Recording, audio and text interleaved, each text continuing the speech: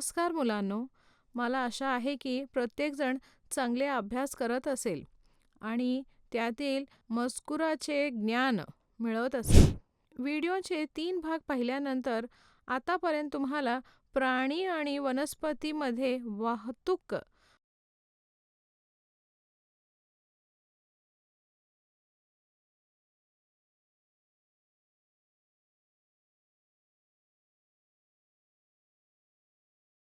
बद्दल बरेच ज्ञान मिळाले आहे. या व्हिडिओमध्ये आपण काहीतरी वेगळे आणि मनोरंजक शिकू, ज्यामध्ये अनेक अद्भुत उपक्रम असतील. शिकण्याचे उद्दिष्टे. या व्हिडिओमध्ये आपण यावर लक्ष केंद्रित करणार आहोत. आपण पावसाचा अंदाज कसा लावतो?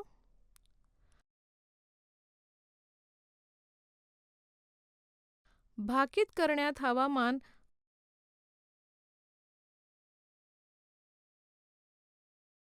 खात्यांची भूमिका. कीवर्ड: हवामानशास्त्रीय,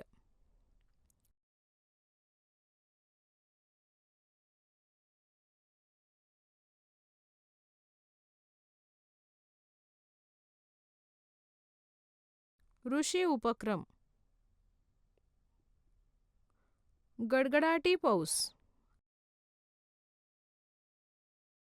आर्द्रता,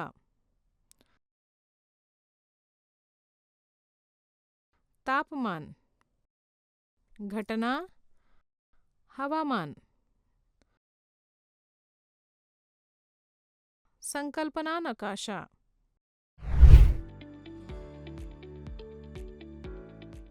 तुमच्यापैकी किती जणांना पाऊस पडणार आहे याचा अंदाज आला असेल? तुम्ही कधी-कधी छत्री कशाच्या आधारावर बाळगता? असे घडते की जेव्हा जेव्हा तुम्हाला वाटते की पाऊस पडेल तेव्हा पाऊस पडतो. कधी-कधी आपले भाकीत आणि अपेक्षा खऱ्या ठरू शकतात किंवा नसू शकतात.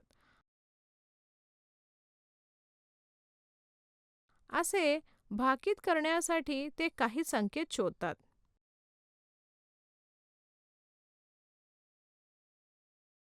ते काय आहे हे तुम्हाला माहीत आहे का? कौटुंबिक कार्यक्रम साजर करण्याचे नियोजनाचा 1 दिवस आधी वडीलधाऱ्यांना संभाव्य हवामानाबद्दल बोलताना ऐकणे हा प्रत्येकाचा सामान्य अनुभव आहे.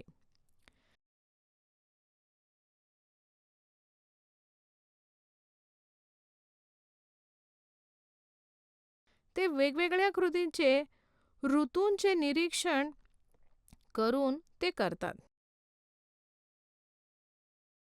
हवामानाचा अंदाज घेण्यासाठी शेतकरी रेडिओ ऐकतात ऐकतात किंवा टीव्ही पाहतात.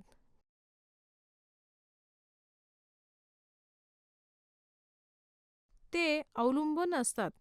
त्यांच्या शेतीविषयक कामांचे नियोजन करण्यासाठी या हवामान अंदाजाचा वापर करा. हे हवामान भाकिते आपल्या दैनंदिन जीवनावर परिणाम करतात. हे भाकीत कुठून येतात? हवामान विभाग हे भाकीत कसे करतो?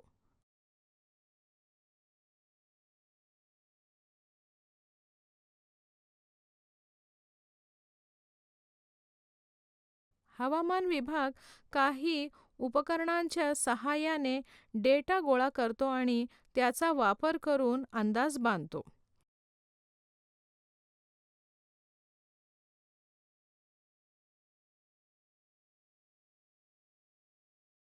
काही उपक्रमांच्या मदतीने आपण स्पष्टपणे समजून घेऊया. उपक्रम पहिला. खालील सारणीचे निरीक्षण करा. हे हैदराबादमधील सलग 3 दिवसांच्या हवामान बद्दल आहे.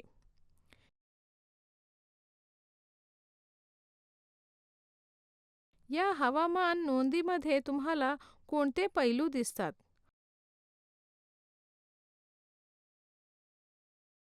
कोणत्या दिवशी पाऊस पडला? हवामानचे हे पैलू सतत बदलत राहतात असे आपल्याला आढळते. आर्द्रता, वारा, तापमान बदलते आणि सूर्योदय आणि सूर्यास्ताचे वेळा देखील बदलतात. आपल्याला आढळते की एक दिवसात काही बदल होतात, पण दिवसाचा बहुतेक वेळ सामान्यच असतो. हवामान ही एक गुंतागुंतीची घटना आहे जी खूप कमी कालावधीत बदलू शकते. कधीकधी सकाळी सूर्यप्रकाश असतो पण कुठून तरी ढग येतात आणि पाऊस पडू लागतो. काही मिनिटांतच यामुळे तेजस्वी सूर्यप्रकाश येतो. तुम्हाला असे अनेक अनुभव आले असतील. तापमान, आर्द्रता, पाऊस, वाऱ्याचा वेग बदलतो. हे सर्व मानवांच्या आणि त्यांच्या सजीवांच्या जीवनावर परिणाम करते. हे हवामानाचे कारण आहे. क्रियाकलाप 2. Planting graph. वर्तमानपत्र घ्या किंवा टीव्हीवरील बातम्या पहा आणि कोणत्याही 3 शहरांचे किंवा गावाचे कमाल आणि किमान तापमान, पाऊस, आर्द्रता आणि वाऱ्याचे प्रमाण एका टेबलमध्ये नोंदवा.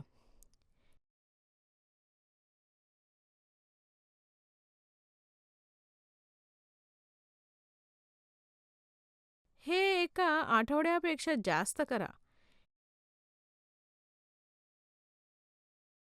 एक आठवड्यातील कमाल तापमानाचे आकडे घ्या आणि आलेखावर डेटा प्लॉट करा. उदाहरणार्थ, येथे एक दिला आहे. किमान तापमान आणि आर्द्रतेसाठी देखील आलेख काढा.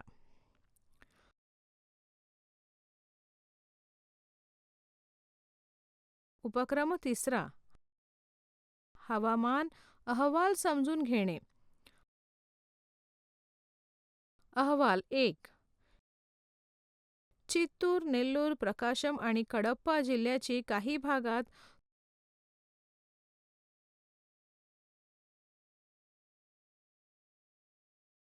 तुरळक ठिकाणी पाऊस किंवा गडगडाटासह हलका पाऊस पडण्याची शक्यता आहे.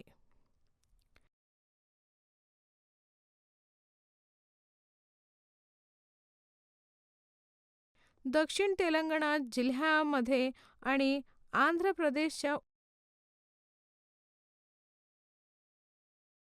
उत्तर किनारी जिल्ह्यामध्ये हवामान प्रामुख्याने कोरडे राहील.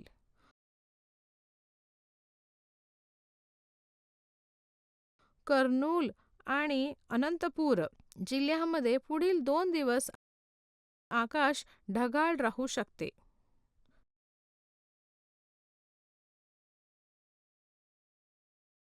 अहवाल 2.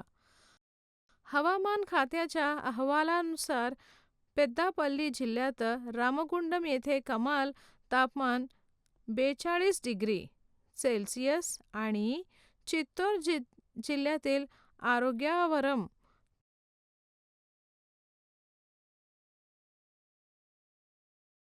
येथे किमान तापमान 29 सेल्सिअस नोंदवले गेले.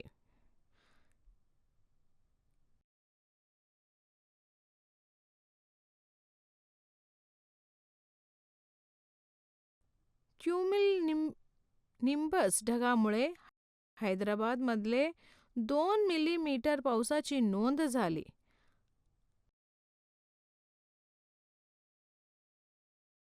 रायलसीमाच्या अंतर्गत भागात काही ठिकाणी विखुरलेला पाऊस पडला.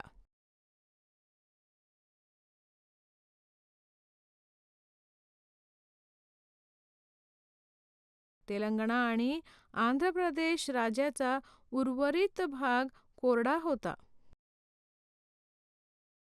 कोणता अहवाल काय घडेल हे स्पष्ट करतो. दोन्ही अहवालामध्ये हवामानाच्या कोणत्या पैलूवर चर्चा केली आहे? दोन्ही अहवालामधील हवामान परिस्थितीत काय फरक आहे?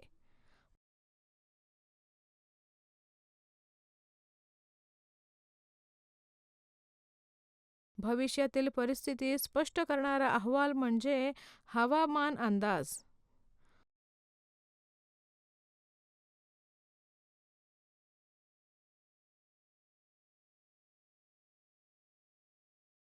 स्पष्ट करणारा अहवाल म्हणजे हवामान अहवाल.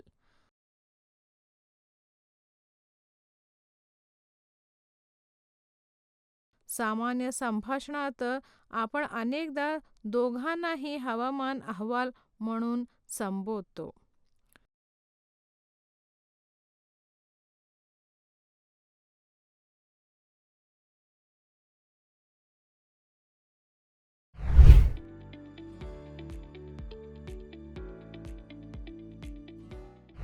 लक्षात ठेवण्याचे मुद्दे.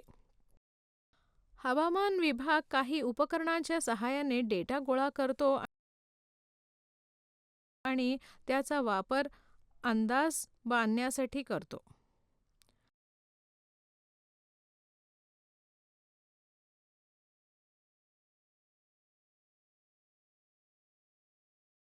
हवामान ही एक गुंतागुंतीची घटना आहे जे खूप कमी वेळेत बदलू शकते. भविष्यातील परिस्थिती स्पष्ट करणारा अहवाल म्हणजे हवामान अंदाज.